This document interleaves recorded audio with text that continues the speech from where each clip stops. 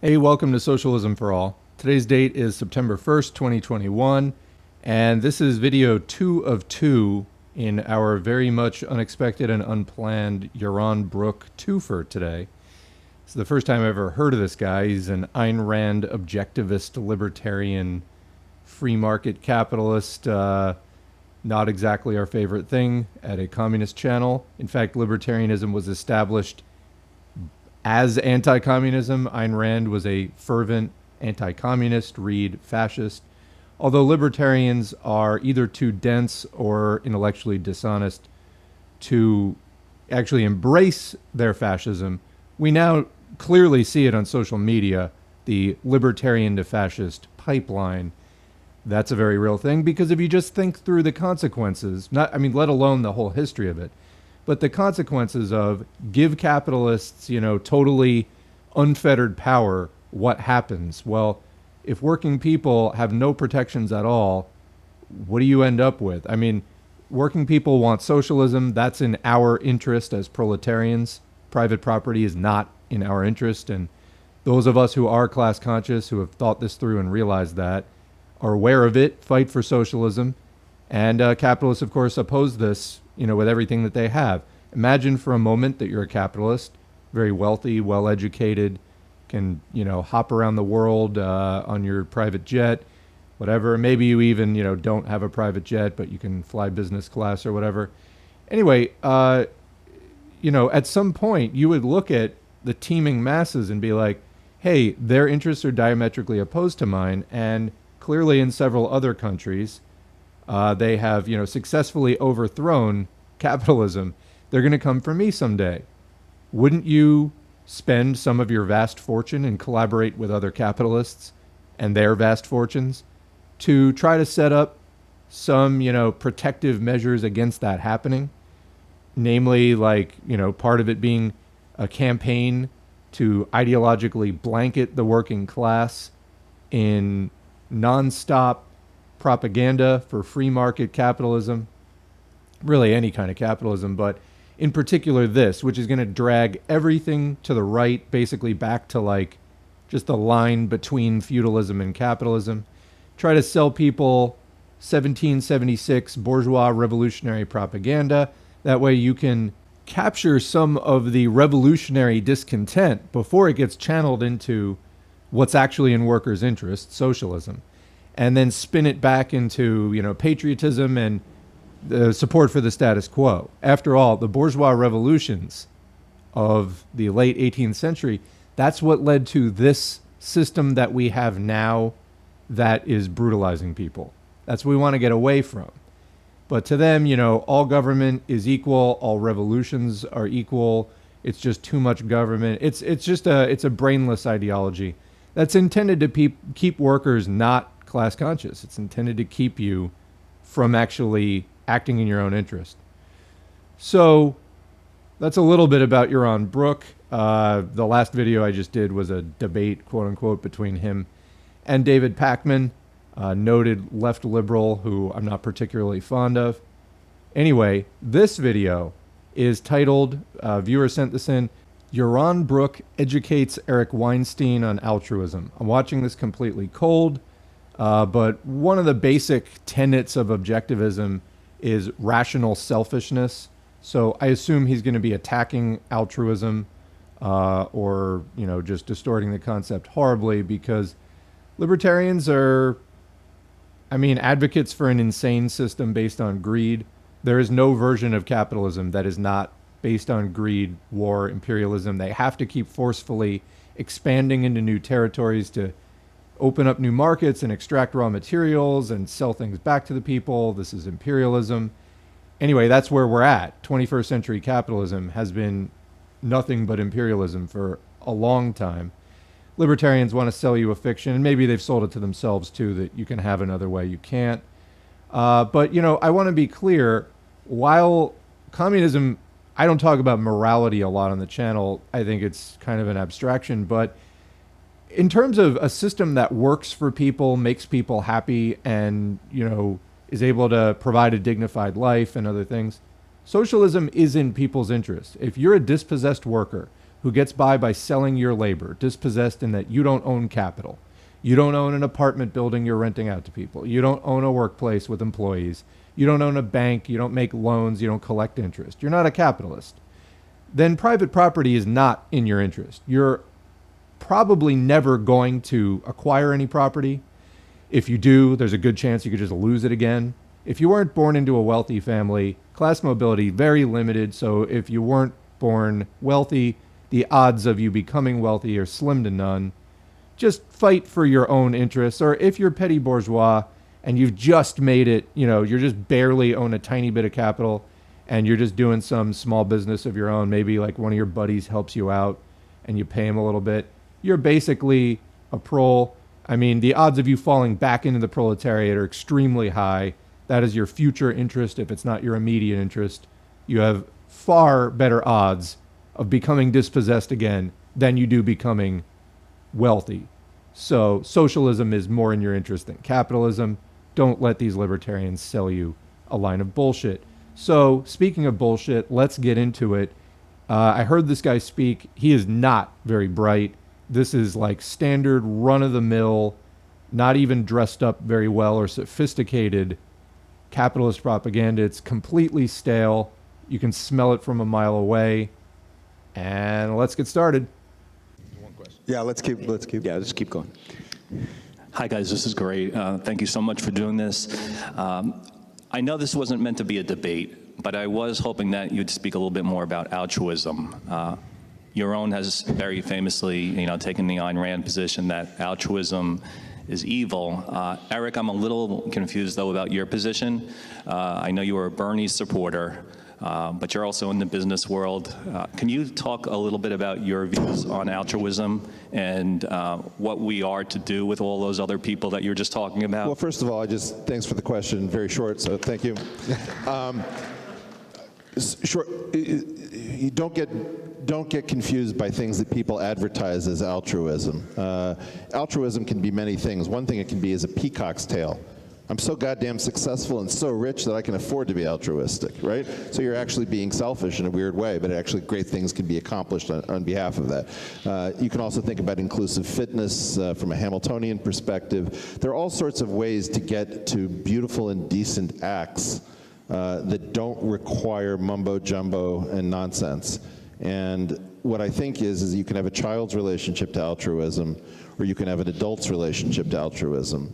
And what we need to get rid of is the child's relationship to altruism, because that leads to madness. Okay, he sounds done, but I have no idea what that man just said. Do you? Leave a comment. I got one thing out of that, which is the question. He posed it as a statement with an answer yes. I'm going to pose it as a question. Can truly great things be accomplished off of someone's humanitarian ego? I'm going to say no. So basically what he's proposing here is that somebody has amassed a great amount of wealth for themselves. Where did they get that wealth? From exploiting workers, because we're talking about capitalism, so that's the relevant, system here. If you lived in another galaxy in another time, maybe you would have gotten that wealth some other way, in a way that we don't understand. But here on Earth, in the present moment, how do you come by great amounts of wealth? Conquest, basically. Capitalism is a system of exploitation of labor and nature for profit.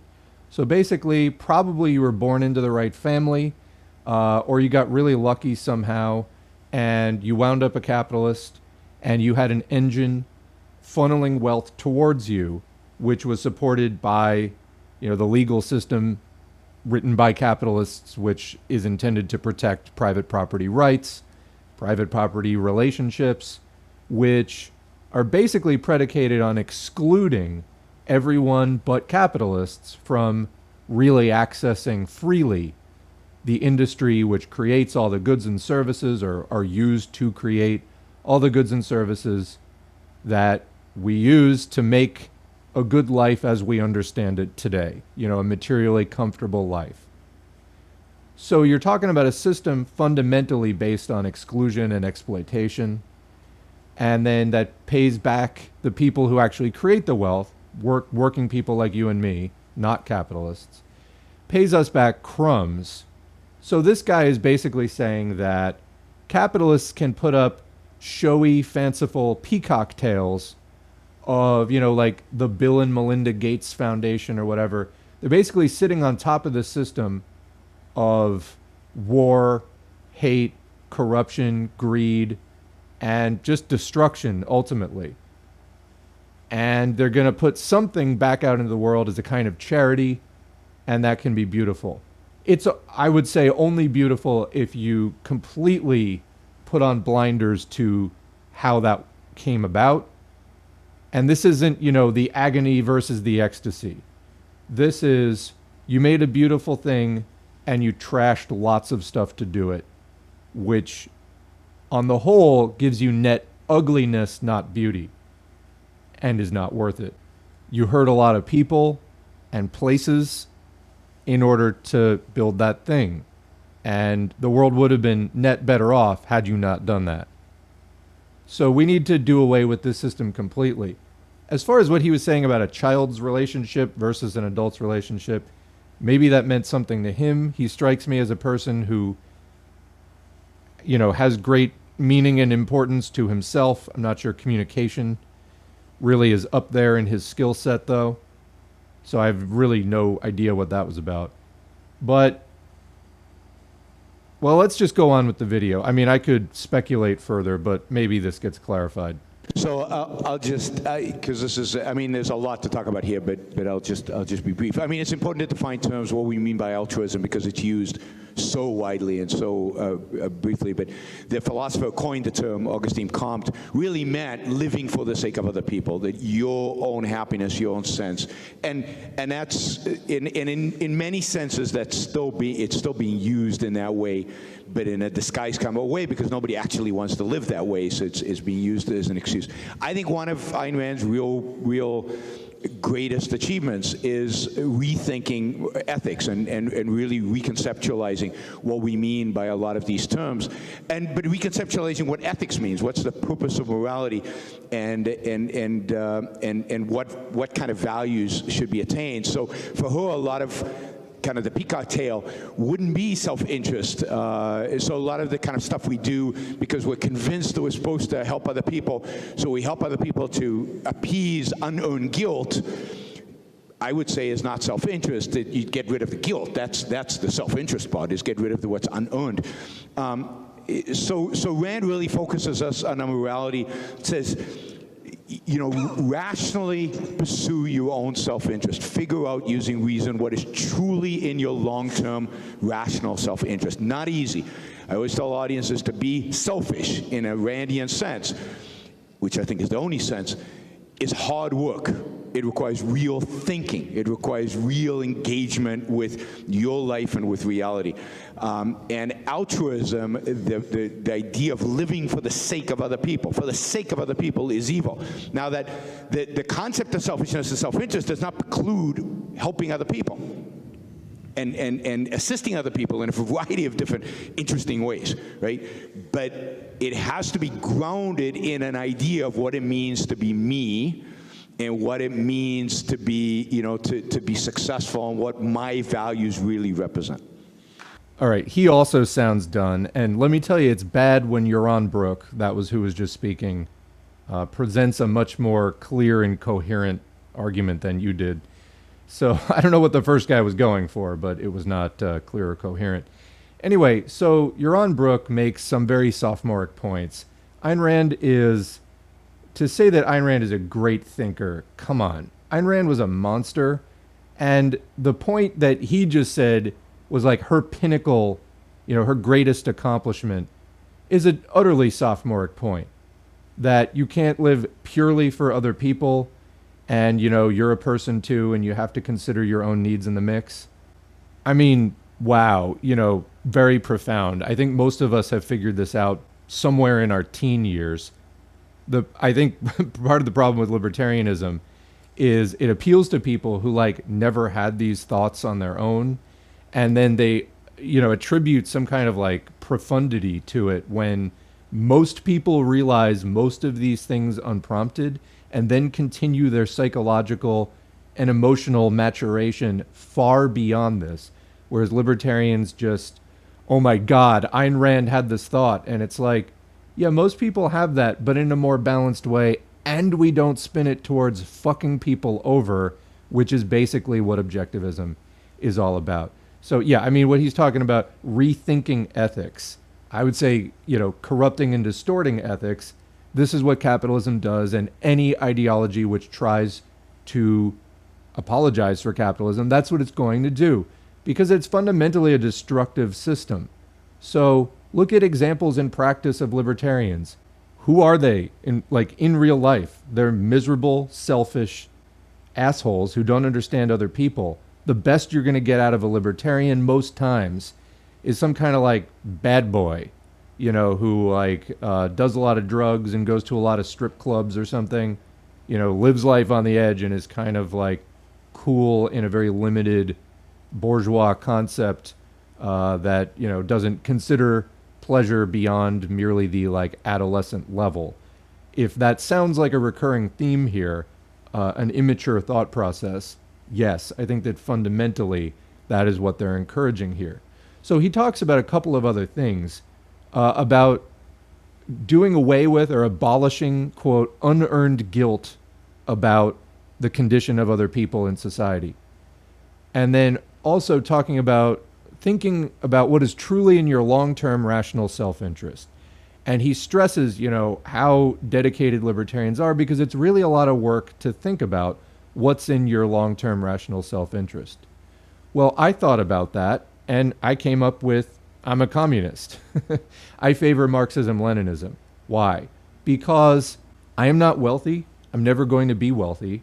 I know some wealthy people.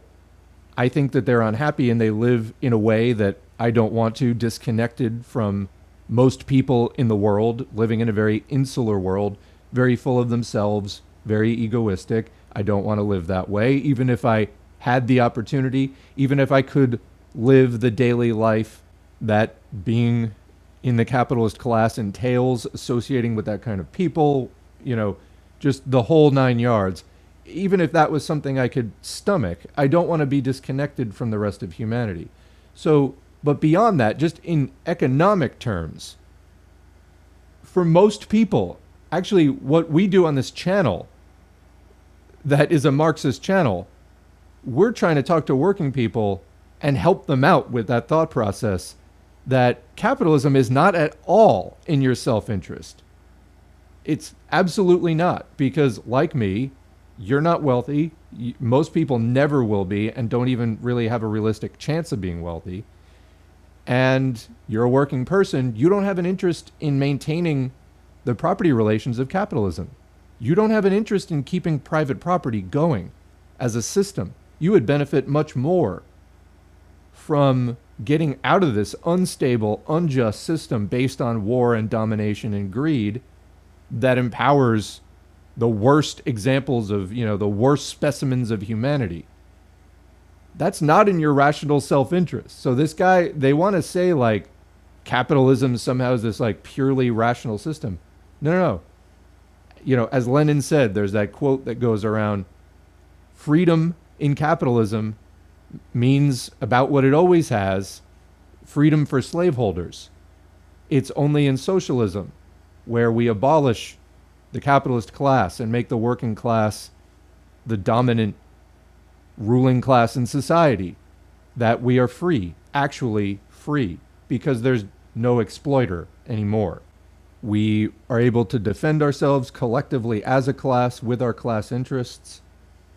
So you can't just say your rational self-interest without looking at your class interest, because that is going to by far overweigh any sort of like individual concern. So this thing of unearned guilt, he really didn't elaborate on that. I think that's one of the least defensible things. Like, that's part of your hardware as a human being, is to like, so when we have things in our body called mirror neurons. Literally, it's what's responsible for monkey see, monkey do. It's how we learn by watching. They are part of your nervous system that just make you able to copy what you're watching, it's also part, it is theorized, of how we feel empathy, because you see a situation, this part of your nervous system immediately, involuntarily starts imagining how it would feel if you were in that situation. It actually starts making you feel some of it to, you know, the best of your understanding at any given time. I mean, that's part of being a human being, is feeling things for other people. Yeah, maybe not living for them absolutely in like totally, you know, austerely denying yourself and living like some kind of self-denying ascetic mystic. Yeah, most people don't do that, right? So what are we actually talking about? You know, trying to hold libertarians to reality, it's difficult. Their interests as capitalists, very different from yours and mine. And I just never hear them talk about that. They want you to believe you have some kind of interest in this system. You don't. And you would gain far more by seeing that your class interest is the same as the other working people around you, and trying to come together with them with the common purpose of ending this system, not just coming together with them for any random reason, but to oppose capital and to abolish capitalism. So anyway, they can, you know, debate altruism, this and that. They can debate how many angels can fit on the head of a pin. Ultimately, change is coming because capitalism can no longer actually govern or contain the productive forces which it has created. And it has created a gigantic class, the proletariat, dispossessed workers who survive solely by selling their own labor. That would be you and me. We work jobs, we don't have capital that we can live off of anyway. Maybe you have like a stock. That's not what we're talking about. We're talking about if you stopped working, selling your labor to capitalists, you would stop eating. So anyway, capitalism created the class that we inhabit, and the more of us realize that, the closer we come to staging the end of this system. All right, let's get back to this video. It's so tedious just listening to libertarians, and it just makes me want to think and talk about how far we've come since, you know, 1776, the ideology that they put out there. This is so stale, so old, and really offers modern people nothing.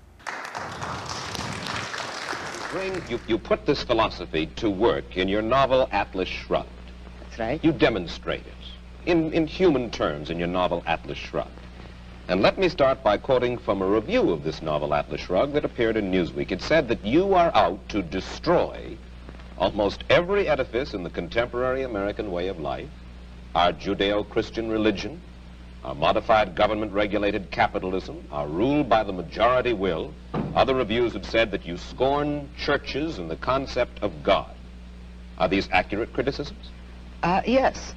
I agree with the facts, but not the estimate of this criticism.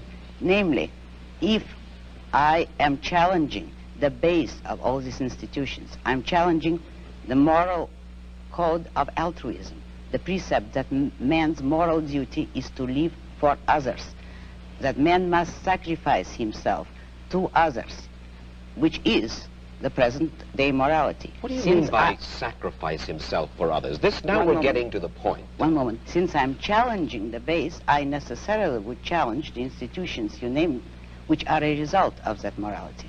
All right. And now what is self-sacrifice? Yes, what is self-sacrifice? You say that you do not like the altruism by which we live. You like a certain kind of Ayn Randist selfishness. I would say that I don't like is too weak a word. I consider it evil. And self-sacrifice is the precept that man needs to serve others in order to justify his existence, that his moral duty is to serve others. That is what most people believe today. Well, yes, we're taught to feel concerned for our fellow man, to feel responsible for his welfare, to feel that we are, as religious people might put it, children under God and responsible one for the other. Now, why do you rebel? What's wrong with this philosophy? But that is what, in fact, makes man a sacrificial animal. That man must work for others, concern himself with others, or be responsible for them. That is the role of a sacrificial object. I say that man is entitled to his own happiness and that he must achieve it himself, but that he cannot demand that others give up their lives to make him happy. And nor should he wish to sacrifice himself for the happiness of others. I hold that man should have self-esteem. So wow, if you've ever wanted to know what crazy sounds like, you've heard it. How does a person even become this unhappy, deranged, misanthropic? I mean, just what she's saying is so laden with paradoxes. I mean, while the interviewer there was throwing out some feudal concepts like we're children under God and whatever, and I mean, the fact is humanity is a cooperative social species. This idea that she's putting out that we just have to work for ourselves, first of all, that's not fucking capitalism.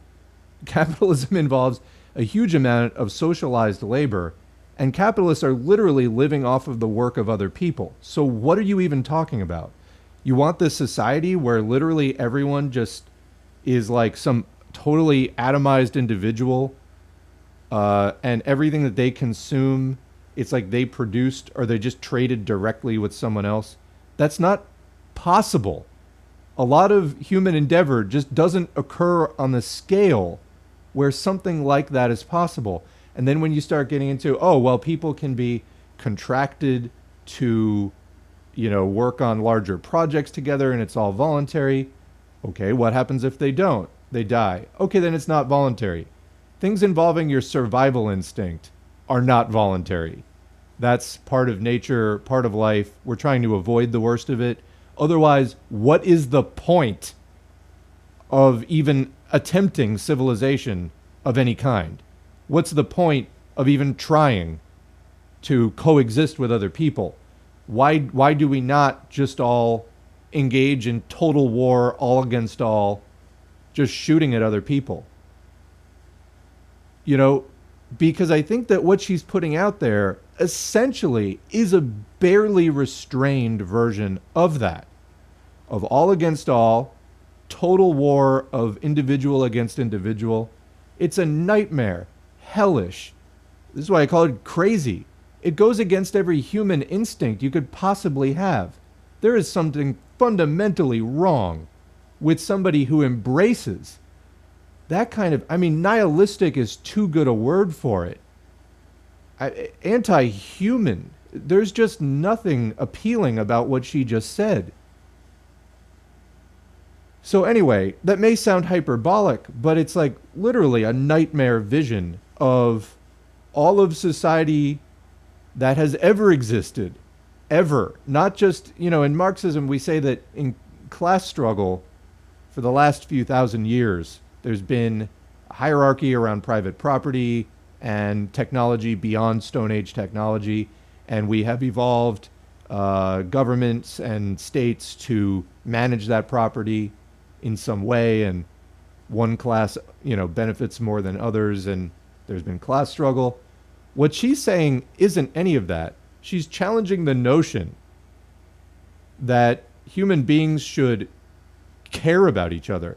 I mean, to that extent, yeah, she picked the right system. Capitalism is not real good at embodying any kind of mutual care for people, in that it's premised on war, instability, inequality, and it's always creating these things. But this is the kind of monster that that system produces and promotes and elevates. She worked for HUAC, the House Un-American Activities Committee, part of the McCarthyite anti-communist frenzy.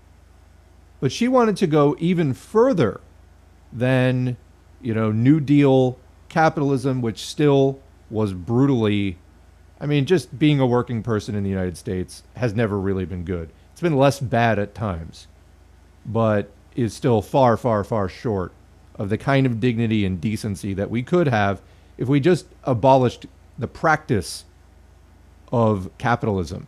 You know, we abolish capitalist property relations, private property, and we hold things collectively And we don't produce for profit, we produce for need.